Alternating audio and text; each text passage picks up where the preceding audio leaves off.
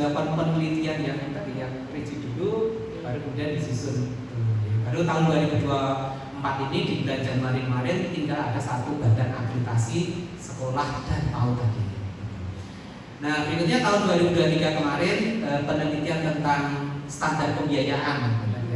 Standar pembiayaan itu yang ya nasional juga, dan alhamdulillah ini sudah diterapkan di tahun 2024 juga. Jadi juga penelitian sudah direalisasikan oleh Kementerian Pendidikan dan Kebudayaan untuk menaikkan standar pembiayaan untuk anak-anak ADEM, afirmasi pendidikan dasar.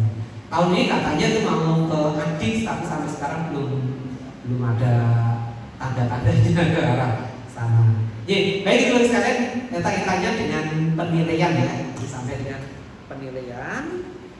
Berikutnya yang hasil dari penilaian ya. Sekarang hasil dari penilaian harus diapakan ini? Tadi kan penilaian itu baru diakui sebagai indikator kinerja utama kalau case method dan team based project itu lebih dari 50%. Sedangkan yang pengetahuan itu kurang dari 50%. Itu yang perlu ditekankan di situ.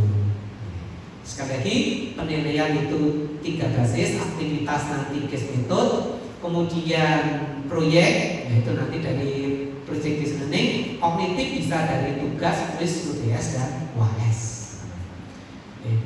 Nah, kalau sudah dilakukan penilaian, maka Bapak Ibu dosen kalau menerapkan OBE harus membuat portofolio mata kuliah. Harus membuat portofolio mata kuliah. Apa itu portofolio? Melaporkan hasil penilaian CPL yang kita buatkan pada mahasiswa. Jadi nilai yang kita laporkan kalau kita menerapkan OBE itu ada 2. Nilai ke mahasiswa itu jadinya nilai kuliah mereka ya. Yang itu loh ya, yang A, B, C, D itu loh kan. Nah itu A min, B plus, B min, C plus itu kan nilai ke mahasiswa. Lalu nilai ke program studi dalam bentuk portofolio mata kuliah, nilai dari masing-masing CPL ini. Nilai dari masing-masing CPL yang dibebankan pada mata kuliah kita.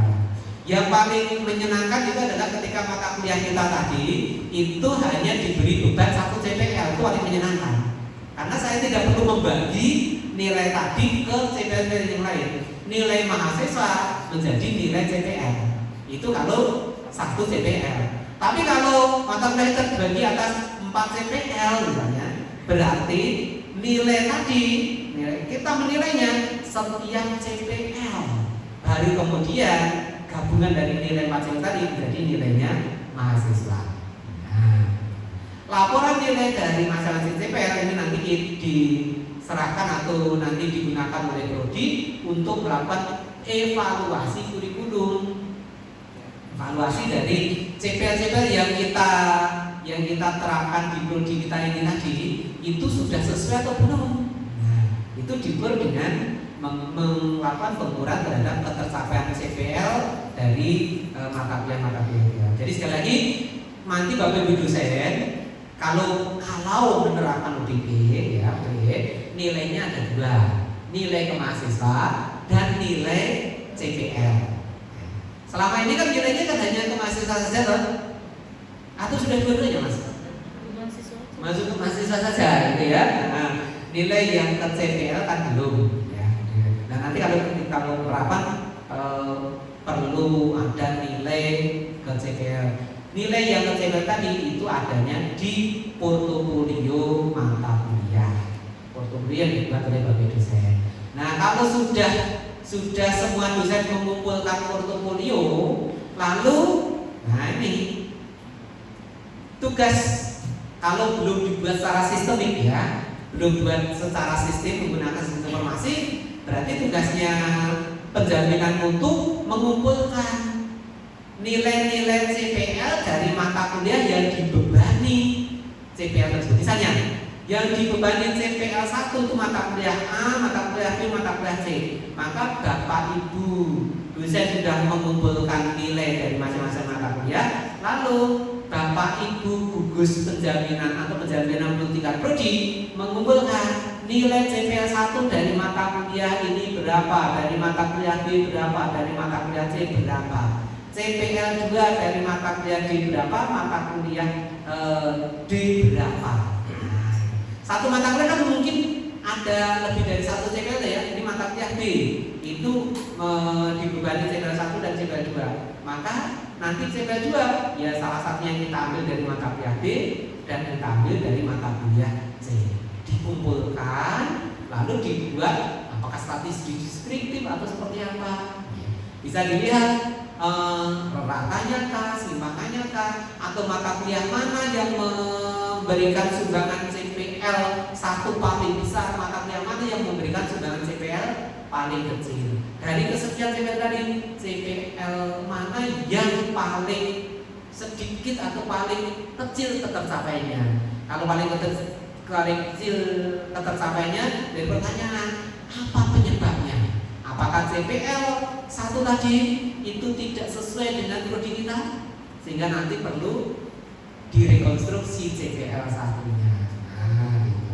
Nah, untuk berarti portofolio yang dimaksud itu hanya nilai yang sudah jadi dari CPL kita juga. Iya, betul. Jadi nanti portofolio mata kuliah nanti melaporkan CPL, misalnya nih mata kuliah saya dibebani 4 CPL ya. CPL 1, 2, 3, dan 5. Maka nanti yang dapat nilai excellent, nilai A itu berapa persen untuk CPL 1, CPL 2 berapa persen, CPL 3 berapa persen gitu. Itu Y. Untuk yang nilainya B, good itu berapa untuk CPL 1. Lalu nanti dikumpulkan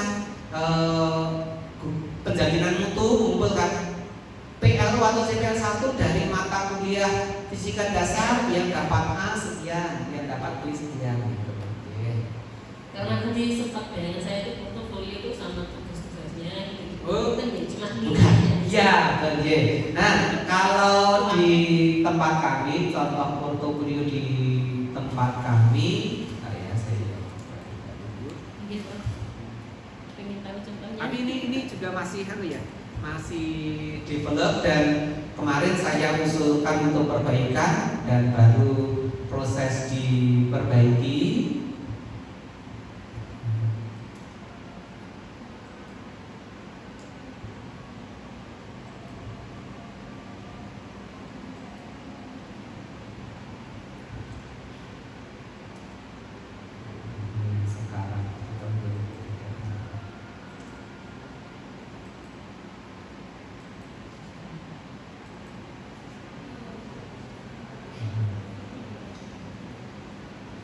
Ini mata kuliah, oke, mata kuliah fisika sebelah.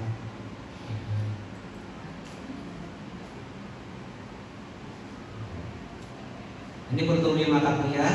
Nanti isinya ya mulai dari perencanaan realisasinya, kemudian jumlah mahasiswa yang lulus itu berapa, ratanya berapa, ya. Berikutnya termasuk yang tidak lulus juga ada lulusnya. Kemudian nilai kepuasan mahasiswa juga ada di sini, portofolio kita ada di situ. Nah, ini yang tadi saya ceritakan. Ini yang sekarang ini saya katakan ini salah ini yang kemarin saya. Jadi sebenarnya ini sudah benar nih sampai pembelajaran. Ini mata kuliah ini dibebani 6 CPL. Mata kuliah tadi. Jadi dari CPL 1, CPL 2, 4, 6, 7, 8. Tapi di sini belum muncul nilai.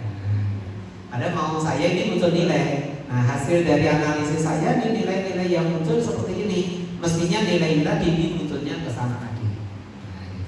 Kemudian dilaporkan apa perbaikan untuk perkuliahan berikutnya. Gitu. Nah, nanti kalau sudah menggunakan OBE ya, sudah menerapkan OBE untuk perkuliahan dari teman-teman di sini, maka bisa dilihat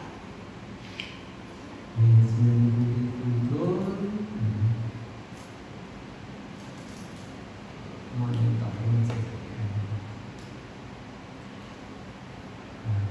ketercapaian dari CPL. Nah ini tercapaian dari CPL di prodi kita. Jadi prodi saya itu memiliki 12 CPL. Dari 12 CPL itu CPL mana? Ini sudah dari semua mata kuliah. Dan ini kita bisa lihat untuk angkatan berapa ini. Misalnya untuk angkatan satu aja ya, angkatan 2022 misalnya.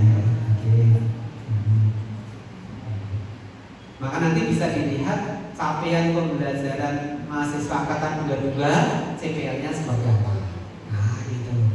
Nah, kalau ini sudah sistem ya, tidak lagi perlu tugas dari gugus penjaminan mutu prodi hitung satu-satu. Sudah ada sistem, tinggal masukkan. Jadi kalau ini tidak perlu tugas satu-satu. Kalau tadi belum dibuat sistemik seperti ini ya tadi tugasnya kumpulkan satu-satu. Manual. Ya, tapi kan memang harus seperti itu yang dilakukan. Ini juga dulu kita melakukan juga manual dulu, diawali dengan manual. Dari manual. Kemudian setelah manual gitu kan, si developer ini sudah tahu caranya masukkan, akhirnya dia membuatkan sistem. Setelah berapa tahun? Ini 3 tahun. Suwi ya lama karena betul-betul dari bawah. Kemarin kami mencoba menerapkan OB itu, dan ini kita juga belum beres ya, saya katakan ya, belum beres. Nah, ini tahun yang kemarin belum beres. Itu mas. Proses penginputan nilai itu kan per sub CPNK. Iya. Itu mahasiswa menerima rekap dari tiap sub CPNK seperti apa? Hanya akumulasi nilai akhir. Kalau mahasiswa menerima akumulasi akhir. Jadi kalau mahasiswa nanti melihat nilainya itu dari akumulasi. Jadi mata kuliah kita itu tadi nilainya itu berapa, misalnya Mas Dinar ya mengambil mata kuliah metodologi penelitian.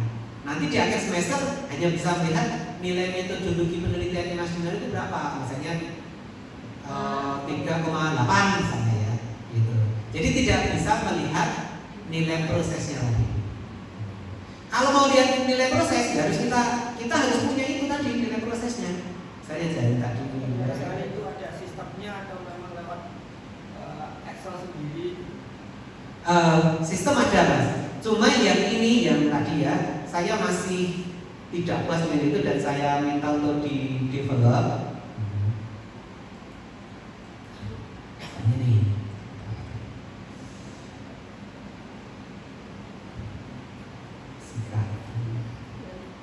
Jadi secara sistemik itu sudah ada, cuma saya belum puas dengan sistem itu dan saya ingin itu diperbaiki. Tapi sudah ada. Misalnya aja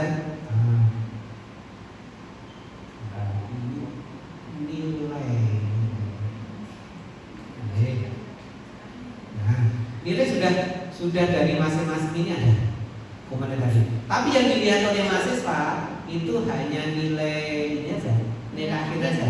Yang dilihat mahasiswa ini nilai yang kita buat itu ada di sini. Penilaian yang kita lakukan ya tadi atas nilai UTS, UAS, case method, time based project. Dan tadi kan berapa persen ini, gitu ya?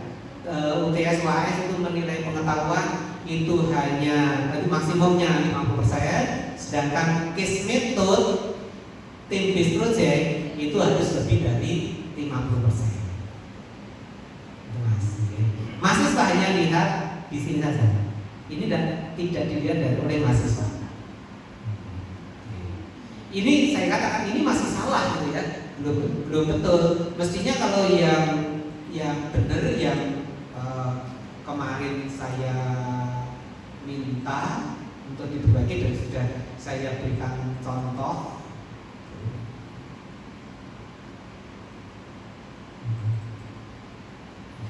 Terus tadi mata kuliah fisika sekolah menengah tadi kan diberi beban 6 CPL ya. Nah, 6 CPL. Jadi ada nilai CPL 1, CPL 2, CPL 3, ini 6 ini, dan ada nilai sikap pengetahuan knowledge ya, pengetahuan dari UTS UAS, kemudian ada nilai dari proyek, ada nilai case method. Munculnya saya minta seperti ini. Oke. Dan ini belum terrealisasi, dan nanti ini masih saya minta untuk diperbaiki di bagian sini. Ya, nanti nilai yang kita isikan itu adalah nilai setiap CP berdasarkan sub CPLK yang kita lakukan tadi. Ya. Tadi kan ada misalnya sub CP yang ini, yang case method misalnya. Ya, kaitannya dengan CPL 4 itu ada pada pertemuan yang kesekian dan pertemuan kesekian. Yang case method di ini CPL 6 itu hanya ada pada pertemuan kesekian. Nah, nanti kita akan penilaian di situ. Itu Mas. Ya, nanti mesti diubah seperti yang tadi saya ceritakan. Ini belum beres gitu ya. Nah, yang muncul baru di sini. Butuh di sini. Yang urean detail seperti ini belum muncul. Kedepannya kan mahasiswa melihat rekapitulasi dari masing-masing sub CPLK itu atau bagaimana? Tidak akan melihat itu Mas. Tidak akan melihat. Nah, yang dia akan melihat nilai CPL mereka itu di SKPI, surat keterangan pendamping ijazah. Jadi surat keterangan pendamping ijazah itu bukan nilai mata kuliah, tetapi nilai CPL. Transkrip itu bukan nilai CPL, tetapi nilai mata kuliah. Transkrip itu kan mata fisika dasar, nilainya berapa? Metode penelitian nilainya berapa? Bumi dan antariksa nilainya berapa? Ya. Astrofisika nilainya berapa? Itu kan di transkrip ya. Prodi kita punya 12 CPL, maka nanti mahasiswa bisa melihat CPL 1 rata-ratanya berapa, CPL 2 rata-ratanya atau sampainya berapa, CPL 3 sampainya berapa. Nanti bisa melihat itu di SKPI. Jadi SKPI nanti isinya capaian pembelajaran lulusan, transkrip isinya mata kuliah. Nilai mata kuliah. Apa? Iya. Makanya kan mahasiswa lulus itu kan menurut peraturan menteri kan harus dapat 3 ya, ijazah, transkrip, SKPI, betul ya? Nah itu. Jadi ijazah itu keterangan dia sarjana atau magister atau apa. Transkrip isinya adalah mata kuliah yang ditempuh serta nilainya. SKPI capaian pembelajaran lulusan yang dia capai di program studi tersebut. Betul begitu kan? Nah itu kerutannya begitu. Alhamdulillah clear. Begitu Mas Dinar.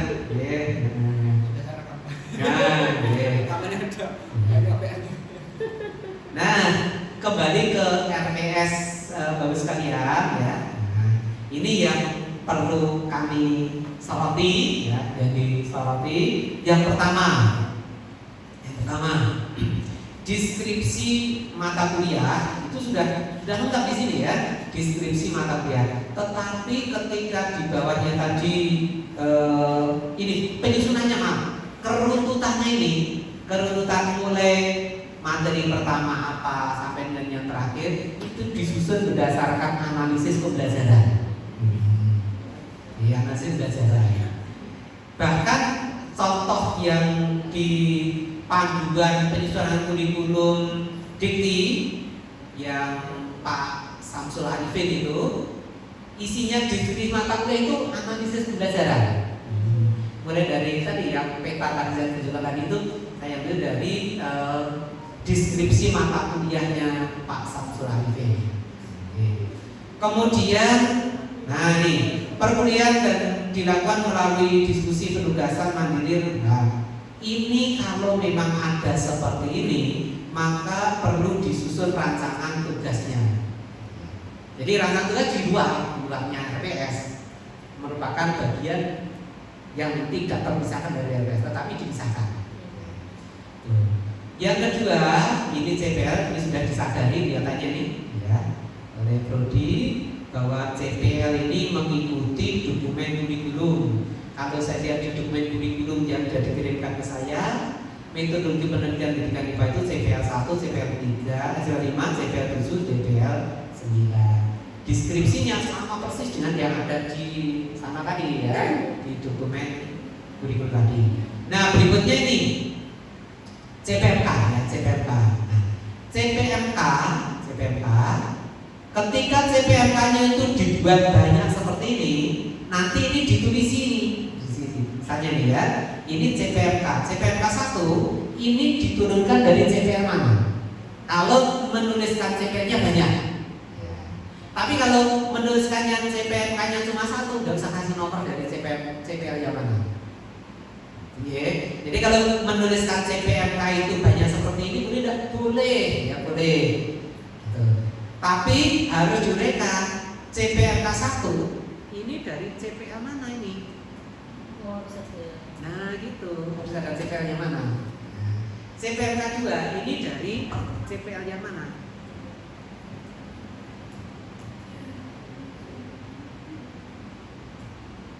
CPMK 3 ini juga dari CPL yang mana? Nah, baik, itu kalau menuliskan CPL-nya tadi lebih dari 1. Kalau CPL-nya itu 1, maka nanti ya tidak usah kasih nomor CPMK 1, tidak perlu kasih CPL. Ya, tidak perlu kasih CPL. Terus sekarang kemampuan akhir, ya, kemampuan akhir yang diharapkan. Nah, kemampuan akhir yang diharapkan di sini belum lengkap. Mestinya kemampuan akhir yang diharapkan dan relasinya terhadap CPL. Jadi kalau ini kemampuan akhir itu kan isinya itu kan sub CPMK. Ya, sub CPMK. Karena sub CPMK, maka di sini perlu dituliskan relasinya dengan CPL mana. Harus lebih jelas lagi ya. Iya, jadi misalnya ini relasinya dengan CPL 2 Oh, di iya, kode saja. iya kode saja. CPL 5 misalnya, kaitannya dengan CPL 5. Berarti bukan deskripsi gitu. Bukan. Kode. Ya, kalau ini kan kemampuan akhir yang diharapkan kaitannya dengan tadi ya. Nah, berikutnya pengalaman belajar. Nah, pengalaman belajar ini dikaitkan dengan tugas yang dilakukan oleh mahasiswa pada tahapan ini. Tugas yang dikaitkan dengan tugas yang dilakukan oleh mahasiswa pada tahapan ini. Kemudian waktu belajar, jadi sekali lagi waktu belajar di sini nanti mana yang tatap muka, mana yang tugas. Ya, tugas. Jadi kalau ini tadi seperti yang diceritakan oleh Mas Dinar tadi, 4 itu tadi itu 3-1 gitu ya Mas ya? 3-1. Berarti ini perlu diuraikan. Tatap muka berarti kan karena ini 1 minggu ke 1 ya jangan ya. 1 minggu berarti ini 3 kali 50 menit. Gitu. Terus ada praktik 170 menit. Misalnya gini, praktik 30 menit. Berarti kan masih kurang tugas mandiri dan tugas terstruktur. Tugasnya mau berarti tinggal berapa menit ini tugasnya? Oke. Berarti kan ini tadi kan sudah 3 kali 50 menit, berarti kan tinggal 3 kali 120 menit ya. Tinggal 3 kali 120 menit per minggu. Kalau ini tadi 1 sub CPMK tadi dikerjakan atau dilakukan oleh mahasiswa di 1 minggu ya, minggu pertama minggu. Nanti kan ada, bentar ya, oh tidak ada ya, ini berarti ada 16 sub CPM tadi ya. Nah, oke, baik. Nah gitu. Berarti nanti polanya seperti ini. Tatap muka 3 kali 50 menit di kelas. Jadi praktikum 170 menit, praktik ya 170 menit. Kemudian tugas 3 kali 120 menit. Tugas yang harus dilakukan oleh mahasiswa. Kalau tugas menyusun laporan praktikum itu include praktikum atau Iya, ikut praktikum yang 170 menit ini. Oh, itu praktikum. Iya, gitu. Ikut praktek yang 170 menit tadi. berarti satu waktu itu praktikum sekaligus penyusunan laporannya? Iya, betul gitu. Entah ini nanti misalnya aja praktikum itu di sini 100 menit misalnya ya. Berarti nanti membuat laporannya itu kurang lebih waktunya 70 menit di luar kelas. Di luar kelas. Iya, di luar boleh begitu. Pokoknya praktikum mulai dari perencanaan, pelaksanaan sampai dengan buat laporan itu 170 menit.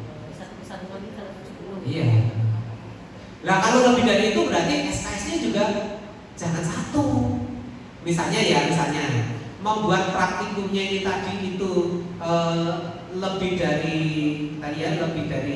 waktu yang ditentukan, maka nanti ditambahkan di situ. Gitu Mas. Kalau mengambil jatah tugas nggak bisa. Mengambil jatah tugas boleh saja tambah di sini. Jadi nanti prakteknya 170 menit, lalu menambah tugas di sini. Berarti kan tugas praktikum laporannya mandiri atau kelompok. Nah, berarti kan ada tugas mandiri berapa menit untuk membuat laporan di sini. Begitu. Sehingga beban belajar mahasiswa itu 1 minggu itu 510 menit. Moga. 500 tambah 100 menit. Kalau di sistem kami itu kan adanya UTS, UAS dan tugas saja. Iya. Dengan rincian kalau UTS itu dikali 20%, UAS dan tugas sama-sama dikali 40%. Nah, karena UTS, UAS tadi di pengetahuan, akhirnya misalkan praktikum dengan tugas itu kami ikutkan di nilai tugas yang 40%. Oh, yeah. Nah ini sekarang kembali lagi ke terminologi ini ya, terminologi tugas ya, terminologi tugas. Nah, ini berarti nanti dari atasnya sana, dari universitasnya itu ya harus diturunkan dulu bahwa tugas itu adalah case method tipis project. Nah gitu. Kalau tadi saya berikan contoh kalau di tempat kami kan, ya memang ini ada case method tipis project. Ada tempatnya. Nah, betul. Ada tempatnya. Nah kalau tidak ada tempatnya sebenarnya kan perguruan tinggi itu kan tidak atau belum berharap ada penilaian case method tipis project. Iya kan? Kalau itu prodi diminta menyusun penilaiannya itu ada case method tipis project, berarti kan ada tempat untuk begitu. Atau begini, kalau memang kebijakan ini Madinah, kebijakan dari perguruan tinggi diminta enggak CMTBP itu dalam membuat RPS?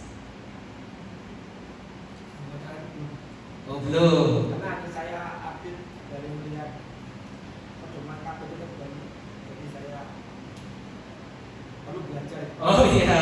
Kebijakan belum kenapa. Oh gitu iya. Kalau memang KPI-nya itu ada, usul ke sana. Pak, karena ada KPI tentang penilaian case method tipis project, maka di sistem penilaian yang ada di sini diberi ruang untuk menaruh nilai case method dan tipis project. Kan gitu jadinya ya.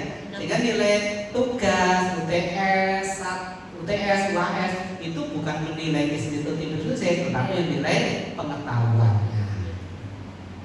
Dan bobotnya, ya, kembali lagi, kalau itu merupakan KPI, itu berupa KPI ya, baru dikatakan KPI kalau pengetahuan dalam bentuk UTS, UAS dan tugas tadi itu maksimum 50%. Tim based project dan case method minimumnya 50%. Itu kalau mau KPI loh ya, mau KPI. Key Performance Indicator atau indikator kinerja utama IKU. Oke, J betul. Untuk mata kuliah praktikum itu nanti penilaiannya yang ke CPMK-nya praktikumnya itu. Praktikumnya J Masuk di kolom penilaiannya yang tadi itu. proses data. Ya, Y. Yang praktikum ya. Kalau tadi ada praktikum gitu ya, ada praktikum, nanti penilaiannya mana? Nah, di sini ya, di sub CPMK ya. Ini bagi saya ya. Nah, saya sarankan nanti monggo silakan di sini. Kalau penilaian di setiap sub di sini itu masih, kalau saya penilaian formatif. Penilaian sumatif itu saya lakukan di sini. Nah ini penilaian sumatif. Oke, UTS UAS itu adalah penilaian sumatif. Ini nanti menilai sumatif. Sedangkan yang di sini tadi itu penilaian formatif. Sehingga untuk karena penilaian formatif, maka saya menilai di CMTDP. Sehingga kalau ada praktikum, yang kita menilai case methodenya kah, partisipasinya kah, atau proyeknya kah, keterampilannya kah. Nah begitu. Di penilaian di prosesnya. Di proses. Tuh. Jadi kalau ini ada praktikum, maka saya menilai ini setiap tahapan tadi, setiap sub CPMK tadi, saya menilai prosesnya formatif. Nanti di tengah semester praktikum mesti kan ada substansi materinya tuh ya, ada pengetahuannya tuh ya. Nah, pengetahuan yang ada di praktikum tadi akan saya tanyakan, akan saya buat di UTS. Dimunculkan dari kegiatan praktikum diperoleh data seperti ini. Dari data seperti ini coba diubah menjadi grafik. Dari grafik coba diubah menjadi persamaan matematikanya. Dari grafik silakan dideskripsikan. Nah, kemudian dari persamaan matematika tadi artifisisnya apa? Hubungan antara variabel bebas dengan variabel terikat. Kan bisa begitu kan? Mengukur pengetahuan juga tuh ya. Nah, gitu. Monggo silakan. Ini ada informasi terbaru dari di sister kami untuk yang semester 1 dan mulai dimasukkan untuk yang CPMK sementara ini. Iya. Yang 1, 2, 3, 4. Ini satu dilakukan. Iya. Coba teman-teman cek. Emang belum tahu Pak? CPMK. Coba. Sementara mungkin uji jawabannya di semester 1 ini. Oh, ada J. Kami nanti ke depan bisa Karena masih belum gelar dengan ini. semester ini. Iya. Tertinggal jauh dari itu. Ya, tidak apa-apa. Oke. Nah, kalau nanti kan perlahan-lahan Bu, ya. Meloncat nanti malah. Kalau meloncat belum bisa saja. Cuma nanti ketika orang itu meloncat, kita khawatirkan teman yang lain yang ikut meloncat itu kan. Oh Pak Wildan yang ngajar semester 1 ya? Yang ngajar makanya muncul ya. Ini juga ada. Hah? Itu nanti Bu ini juga ada. ini dari konsultasi Oh, satu shopping. coba lihat. Jadi, nah berarti kan Ada. sehingga memungkinkan untuk penilaian Oh, nggih. CMTBT. CPMK. Oh, nggih. Oh iya. CPMK. Oh, berarti seperti ini ya. dan nanti CPMK. Nah, karena tadi berarti kan ini CPMK-nya kan banyak. Nah, kalau CPLK-nya banyak, padahal CPLK yang banyak tadi kan diturunkan dari CPL tertentu tuh ya, sehingga ketika menilai CPMK 1, CPMK 1 tadi dari CPL yang mana? Nah, CPMK 2, betul. CPMK 2 itu dari CPL yang mana? CPMK 3 itu dari CPL yang mana? Berarti oke, berarti nanti di situ yang dilakukan oleh Prodi tadi, ya, itu yang Bapak Ibu susun tadi. Nah ini ya, ketika pengukuran itu dilakukan di CPMK, ya CPMK, maka CPMK 1 nanti kaitannya dengan CPL yang mana, CPMK 2 kaitannya dengan CPL yang mana, ya CPMK 3 nanti kaitannya dengan CPL yang mana. Boleh sudah seperti itu ya. Jadi kalau di situ ada CPMK, maka pengukuran dilakukan di tingkatan tetap